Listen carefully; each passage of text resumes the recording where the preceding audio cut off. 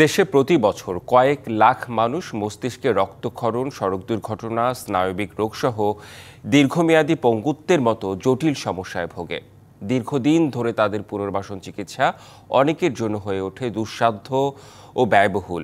এমন দুর্ভোগের কথা মাথায় রেখে বাংলাদেশ মেডিকেল বিশ্ববিদ্যালয়ের সুপার স্পেশালাইজড হাসপাতালে যাত্রা শুরু করেছে দেশের প্রথম সর্বাধুনিক রোবোটিক রিহ্যাবিলিটেশন সেন্টার।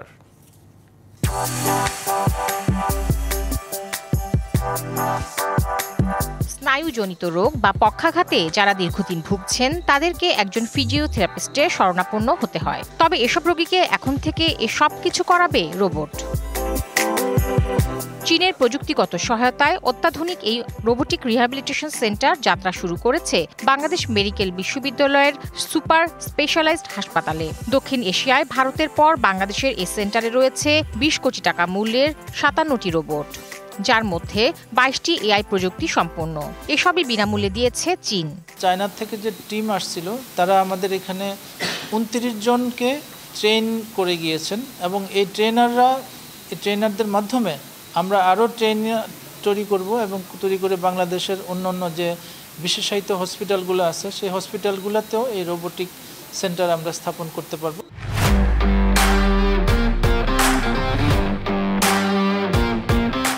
এই সেন্টারে চিকিৎসা পাবেন মস্তিষ্কে রক্তক্ষরণে শারীরিকভাবে অক্ষম রোগী, দুর্ঘটনায় পঙ্গুত্ব বরণ, প্রতিবন্ধিতা সহ বিভিন্ন শারীরিক সমস্যায় আক্রান্ত রোগীরা। এআই রোবট রোগীর চলাচল, ভারসাম্য, প্রতিক্রিয়াকে বিশ্লেষণ করে স্বয়ংক্রিয়ভাবে থেরাপি দিতে পারবে।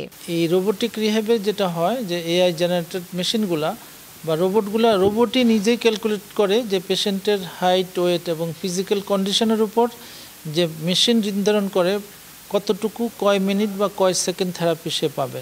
সেভাবে আমরা মেশিনকে এই ইনস্ট্রাকশন দিয়ে দিই বা মেশিন ইনস্ট্রাক্টেড হয়। কিছু আনুষ্ঠানিক প্রক্রিয়া শেষে এই চিকিৎসা সেবা সাধারণ রোগীদের জন্য উন্মুক্ত করা হবে। খরচও থাকবে রোগীদের সামর্থ্যের মধ্যে। Directorate general of drug administration আমাদের এই পারমিশনের জন্য অ্যাপ্লাই করা রয়েছে। আমরা একটা মনে হয় যে মাঝামাঝি পর্যায়ে আছি, আমরা খুব তাড়াতাড়ি পারমিশন পাবো বলে আশা রাখছি। যদি পারমিশন পেয়ে যাই সকলের জন্যই এটা আমরা উন্মুক্ত করে দিতে পারি। তিনি আরও জানান, বিদেশে না গিয়ে দেশেই অত্যাধুনিক সেবা নিতে পারবেন রোগীরা। রোবোটিক রিহ্যাবিলিটেশন সেন্টার বাংলাদেশের স্বাস্থ্য ব্যবস্থার ইতিহাসে একটি ঐতিহাসিক সংযোজন বলা যেতেই পারে। এই সেন্টারকে কেবলমাত্র ঢাকা কেন্দ্রিক না রেখে ঢাকার বাইরের হাসপাতালগুলোতেও ছড়িয়ে দেওয়ার আহ্বান জানিয়েছেন বিশেষজ্ঞরা। Tahsina Jessy, DBC news, Dhaka.